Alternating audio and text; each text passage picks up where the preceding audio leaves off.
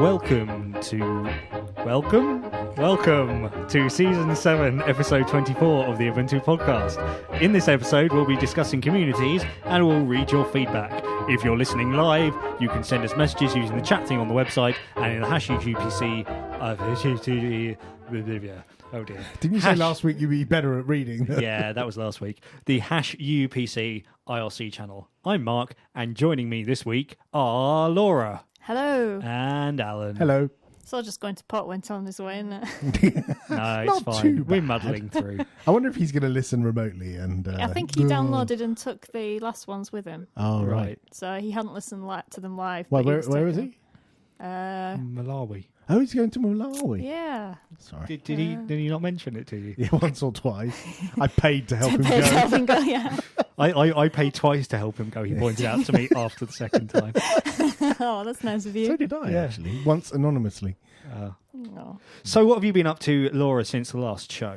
I wrote a blog post Oh, what about? about augmented reality. Oh, that sounds exciting. Yes, it does. I got Mamma Mia on Blu-ray. That sounds less exciting. It's actually really good. I know. I But, get subjected to it at home. but Is that the one yeah, with Pierce Brosnan? yes. Right. Singing. Yes, and it comes with a thing saying Universal is 100 years old, therefore go download the app. And then it says, and it's got big stickers saying, bring the 3D movie experience. Yeah, there are side visions of, you point this app at the screen and at any given point it'll give you a bit of information about the Greek island it's on or some commentary or some background. That sounds awesome. I thought that sounded brilliant. So I followed the instructions, and it starts off by saying pointed at the front of the box. So I pointed at the front of the box, and it plays you a clip from one of the songs from the movie, and that's it. That is it. That's the entirety of it. So wow. Did you point at every part of the box? The inside, the barcode, everything? Really? Well, I didn't do it exhaustively, but basically that's all it reacted to. And it doesn't react when you point at the telly or anything? No, it doesn't let you zoom. So you'd have to walk to the telly. Right. Wow. So, or hold the phone on the end of a stick. Yeah, exactly. So, so my idea was a lot better, I thought. Yeah. But you should make that app. I should. So I had a look in the app. It had Orasmo, which seemed to be some kind of technology related to it. So I Googled that and found a TED Talk. Ah. And the TED Talk's actually really cool. Oh. And basically it's this idea that you take an image, you say, this is what I want this video or whatever to be associated with, so that whenever it detects that image, whatever it is, it brings up that video. And the demo on the TED Talk's really cool because it's like it just overlays and it's almost seamlessly overlaying within the screen. Right. So disappointed. Yeah. Well, yeah, it didn't quite do that, but yeah, it didn't do what I wanted either. Alan, what have you been doing? I upgraded my desktop and my laptop to Ubuntu 14.10 Utopic Unicorn. Ooh, and how's that going? It was okay until the NVIDIA driver broke and I was left with a black screen on my desktop. Whoops. But other than that, yeah, it's been pretty good. Cool. My laptop overheats, but it did that anyway, so there's nothing new there. Is that the one you've got with you? No, I brought with me my little X61 running Ubuntu Mate Remix. Is that based on 14.10 as well? It is based on 14.10, yes, and it's running really sweetly on this little old laptop. Cool. But yeah, no, 14.10 seems okay. It's not dramatically different from 14.04. Bug fixes and, the usual performance tuning, but not that different. Cool. Works okay. Yeah. How about you? What have you been up to? I went to a family barbecue with my girlfriend's family, and one of her cousins told me that he had listened to the show and had installed Ubuntu on his Chromebook. Wow. Yeah. That's really cool. That is. Yes. And he commented that it was really fast. Is he a proper techie nerd? He's interested, but he's not like hardcore. Well, no, it just, a Chromebook is not the kind of thing, that your average person would install Ubuntu on, I would think. No, but that's he true. had a Chromebook and he thought, he looked up, how to install Ubuntu on it, and he followed the instructions and got it working. Sweet. Yeah, he commented that it was really fast because it's all on an SSD. Oh, cool. So it's really fast for him. The only thing that he had trouble with was that he couldn't get Flash to install, which I then worked out was because it's ARM based. Yeah. But that was, it wasn't actually, I think you can do that. I think there is a way to copy the Flash binary out of the Chrome install and into the Ubuntu install. Yeah. There is a fudge for that, I think. Now you've told him that Mark can work out how to do it. Yeah, so next time you see Mark at the barbecue, let him know, and he'll take your Chromebook along, and he'll fix it for you. Let's get on with the show.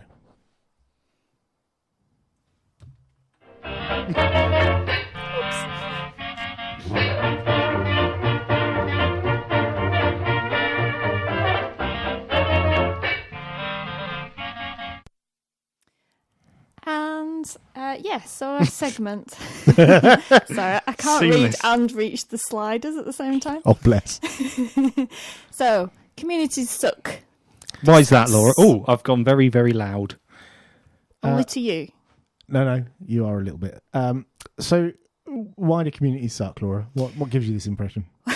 Okay, so last week, I think, there was a news article because one of the engineers at Chef one of the quite main engineers at Chef had quit both Chef as a company and Chef as a project because he was getting death threats.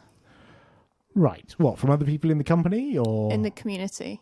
in the I community? think, yeah, because I think he'd instigated some different way of, or he'd implemented some different way of working, like a different process or something, I think. Right. And yeah, people didn't like it. So they got more than a bit mean, I think. And yeah, he got death threats by and what things. means was he getting this feedback? Was it in like patches and in the form of patches and here's something that reverts your change, by the way, die soon.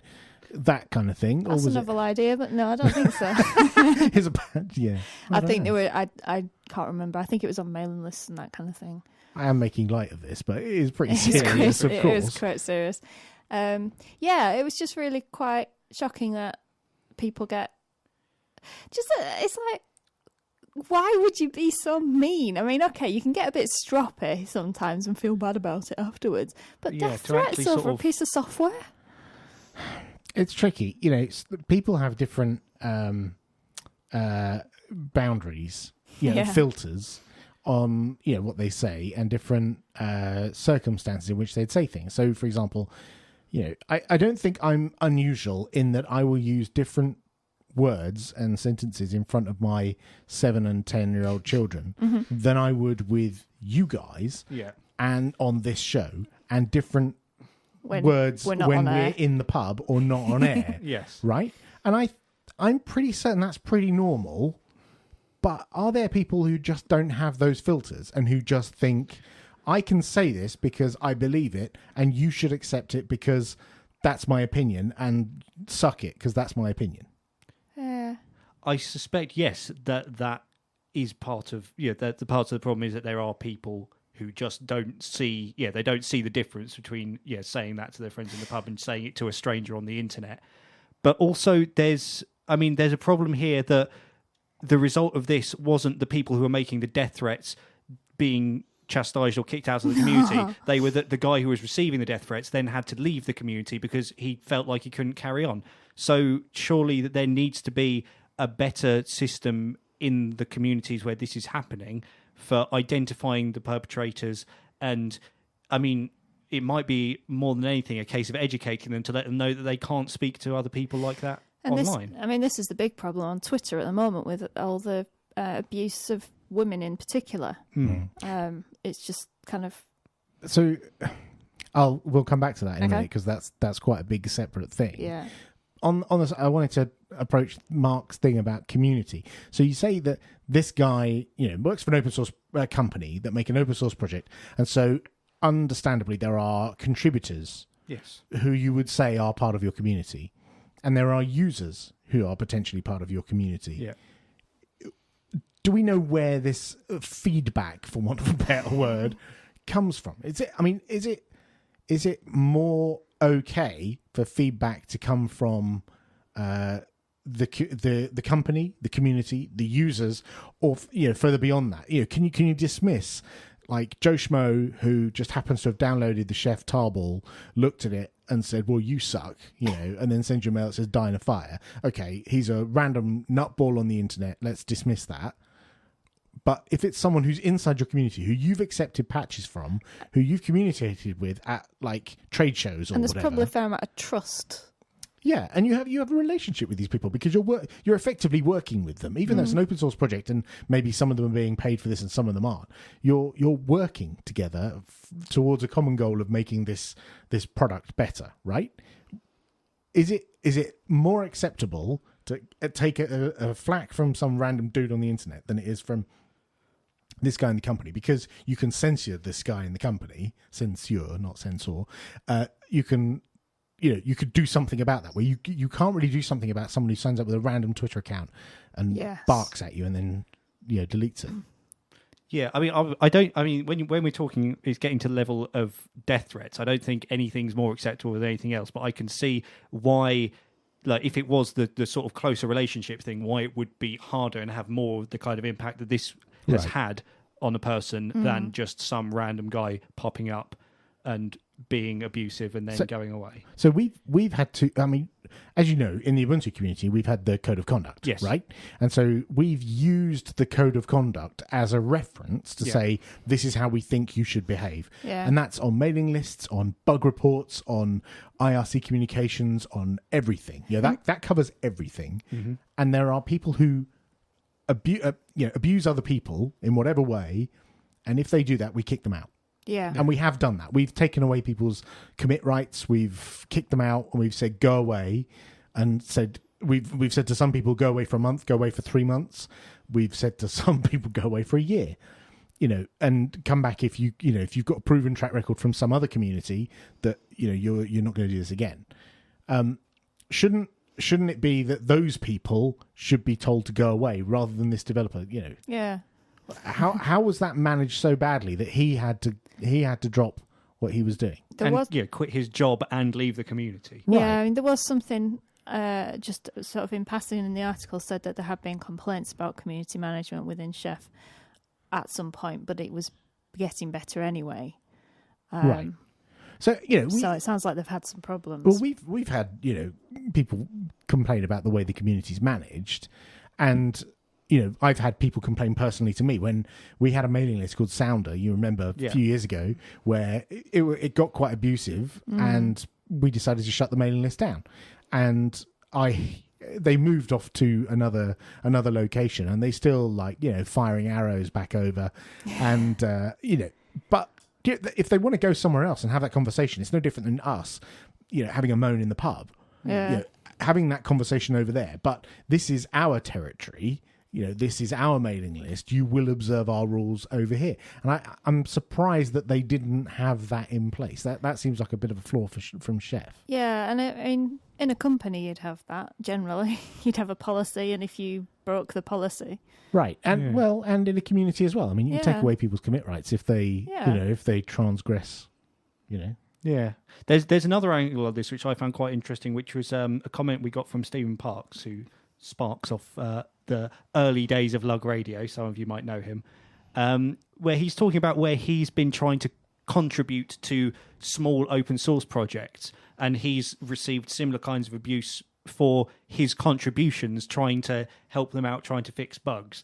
That they've basically just put him off trying to contribute to any small open source project entirely, because he just found their behaviour so abusive and decided that it wasn't worth him putting the effort in to try and help them out anymore. Right. And you risk that. That's a risk you take. If you allow this abusive behaviour from whichever direction it comes, whether it's from the contributor or from inside out towards contributors, that's the risk you take. Is you put off new contributions, and people won't, or even if it's not as far as abuse, but lack of respect. If someone contributes a patch to your product, you should review that and act accordingly. Whether it's not appropriate, then give negative feedback in whatever, or constructive negative feedback in whatever way. If it is, then you absorb that into your project, and that's great. And if you don't do that, then you're disrespecting the person who's made that contribution. I mean, it's as simple as that. Going all and then levels up to death threats. But as Laura was saying, there's a brouhaha with this at the moment in the gaming community, mostly aimed at a couple of individuals who are getting a lot of flack, death threats, and and worse. Well, I don't suppose you can say death threats worse. and death threats to their families. Yeah, and people who are supporting them. Right. And so, for example, Anita Sarkeesian, who's been doing a YouTube series on women in gaming and some of the tropes in gaming and the way women are portrayed in video games. And she's had a lot of flack from, you can't really continuously as well. Yeah, it's consistent, and it's got worse with some of the more recent videos that she's had. It's escalated dramatically in the last couple of videos she's done. She gets a lot of flack, and she gets the death threats, and she's had to leave her home and call the police, and this kind of stuff is just. She said it at one point when the police were interviewing her. They said, "So what is it? Why are these people like doing this to you?" And she said, "Well, because I'm of what I'm doing." And the police officer's like, "What are you doing?" She went, "I make videos about games." It's like, when you think about it like that, it's it's so silly. It is ridiculous. This she's articulating her opinion on a video, and she's getting death threats for that. This guy was making code and is getting death threats for that. Yeah. That just seems disproportionate reaction. And that's kind of why I brought it back to the Twitter thing, because although it wasn't within a community in the same way, maybe was it Carolyn Criado Perez was getting death and rape threats. And was that when she was trying to get a woman on the £10 note? A woman on the £10 note. Right. I mean, it's just so ridiculously disproportionate. I mean, it's never going to be right, but it's just incredible that people go that far. Well, I still think, like, in terms of like concentric circles where there's you and your very close contributors, and then as you go further out and out and out, you get people who contribute a little bit to your project, and then right at the periphery there are people who just use your project and don't contribute in any way. Whereas when you look at someone and getting flack from someone way out there at the periphery is possibly less of a problem than you getting flack from somewhere like someone nearby. But when you look at someone like Anita Sarkeesian or any of these other prominent women who are getting flack from effectively randoms on the internet, these are not people who contribute to her life in any meaningful way. They are just random people on the internet. And I think there is a part of me that says, unfortunately, that's the way the world is. There are horrible people out there.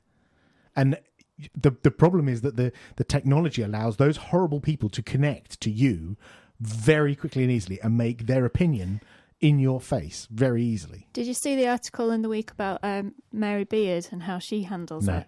So she, for anyone who doesn't know, she's a classics professor in the UK, and she's been doing history programs on TV, so she's got quite a high profile. And she doesn't do sort of lots of makeup or anything. She doesn't dye her hair and stuff. So she's had flack from mainstream critics about not looking TV-like, which is bad enough. But then she gets all kinds of abuse on like 4chan and things like that. But one teenager, I think, said something really offensive to her reasonably early on. And she emailed him, she got in touch with him and asked why he'd done it and things.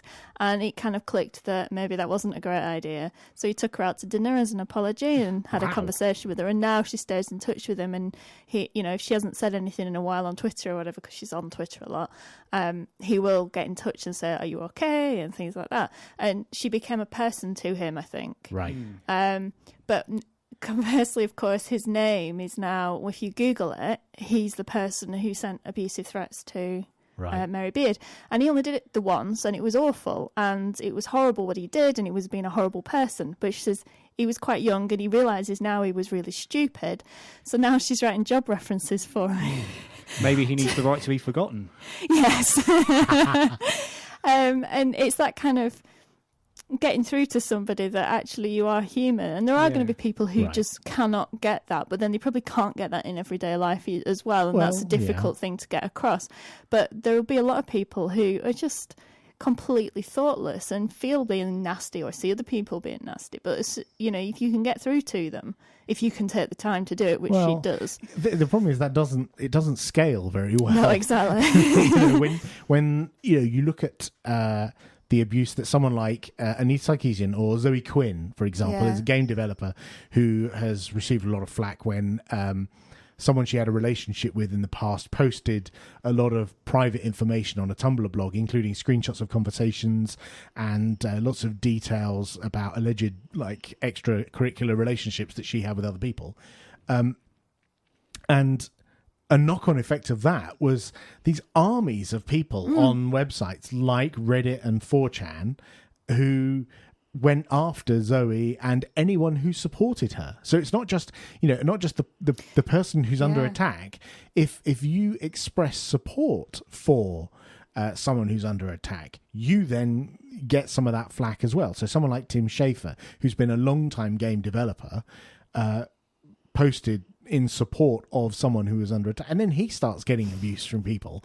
And another game developer, Phil Fish, who's been a bit up and down over the last few years and can be quite a controversial figure, he started getting flack, and the army of internet denizens pointed their cannon at him and published loads of private information about him.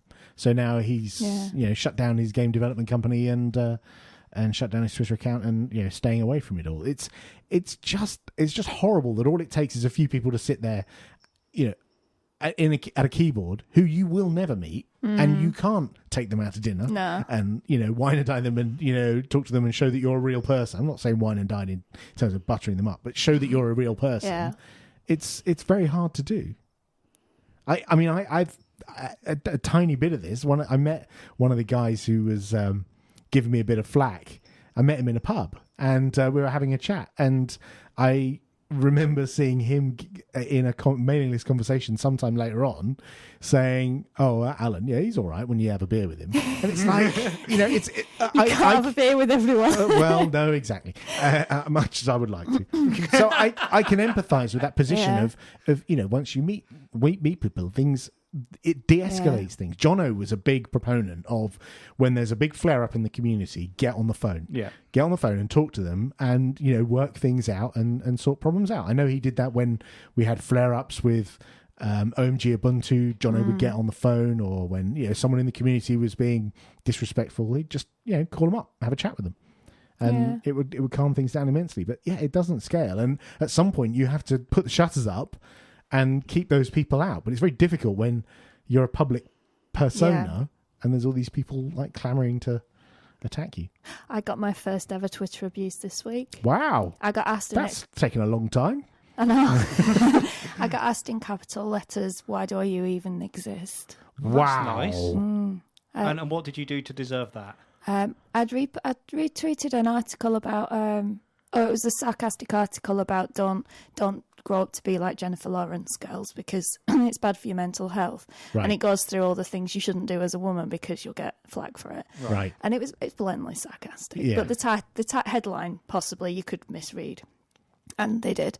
And they basically, it was two teenagers, actually, one male, one female. And I think the male one, if you look through his... feed, you could tell they were teenagers, but I know it's school, I think. His feed was just full of rants and retweets of Jennifer Lawrence stuff, and that was it. All he could do was defend Jennifer Lawrence. Right. Okay. And there were obviously, but somebody, I think 3 people replied on my behalf. Right. Social justice warriors coming to your No, like just friends of mine, just sort of like, actually, that's not what it's about. Why don't you read it? Because I'd said, have you read the article? He's like, read it yourself. Okay. Okay. Gosh. Okay. But yeah, so he started getting abusive to a friend who had just replied, who then told him to shut up, and that was it. See, the problem is that you go and look at his Twitter feed and you analyse, you say, he's just a kid. And, and you'll probably find that in some years he would look back at his Twitter feed from 2014 and think, oh man, I was such an idiot. I mean, I was queuing that up for if he did carry it on, just sort of say, come back when you're grown up and you see what you just said. But the other person who did it, she wasn't abusive. She was just a bit rude, sort of saying, have you read it? And it's so sexist, and you're so sexist, and da-da-da. And anyway, I had to look through her feed, and I did say, really, have you read it? And then she went quiet, and then I looked through her feed, and she'd actually deleted the tweets. Mm-hmm. So I complimented her on a kitten, and she follows me now. So, so is that the way you deal with it? You go looking for all these people, and then you compliment them on their kitten pictures or something, and you befriend them. Is that's the message I'm getting? I think that was because I'd read Mary Beard thing, that I wasn't just straight off rude to them. Right. And I think it, as you say, it's not scalable. And had I been I think Lauren Laverne had read the Radio 6 DJ. She'd been reading the Mary Beard thing, and she said, "I love Mary Beard, and I think it's amazing what she's doing. But my Twitter abusers can just go jump, Right? Because she just wasn't going to take the time because it's just too many people. And it's easy to sort of laugh off when it's just one person. Yeah. So I'd be interested to know from our listeners if they've been at the brunt of the abuse in Internet. in internet communities, or indeed if you have been kicked out of a community because of abuse, rightly or wrongly. I'd be interested to hear about that.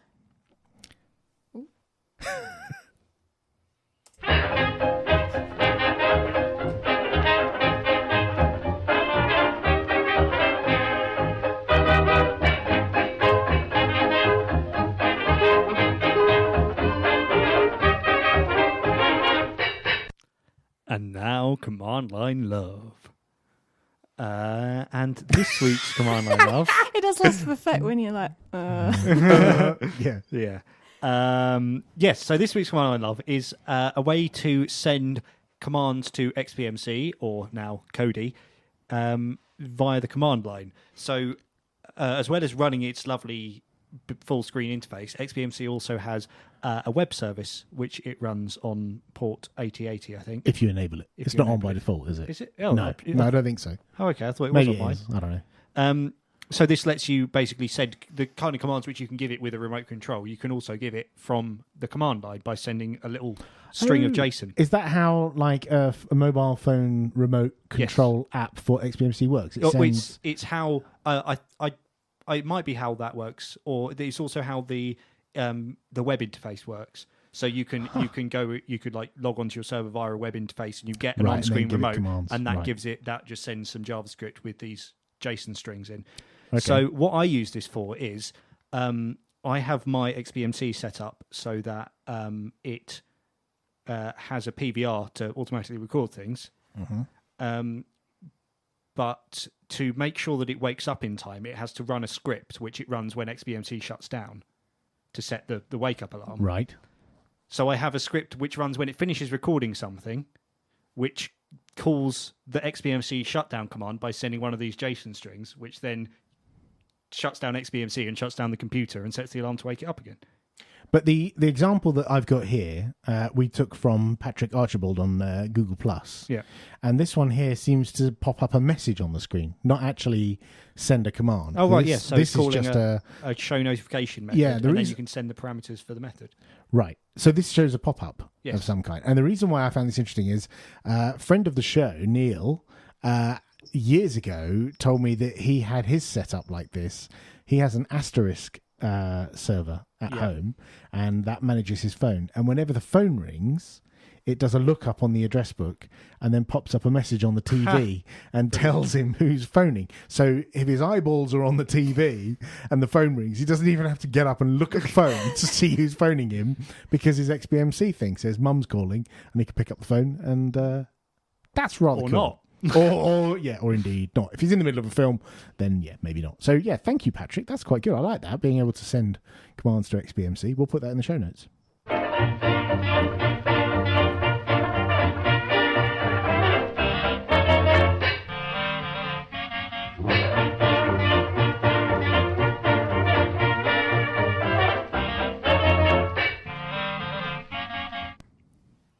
and now it's time for your feedback.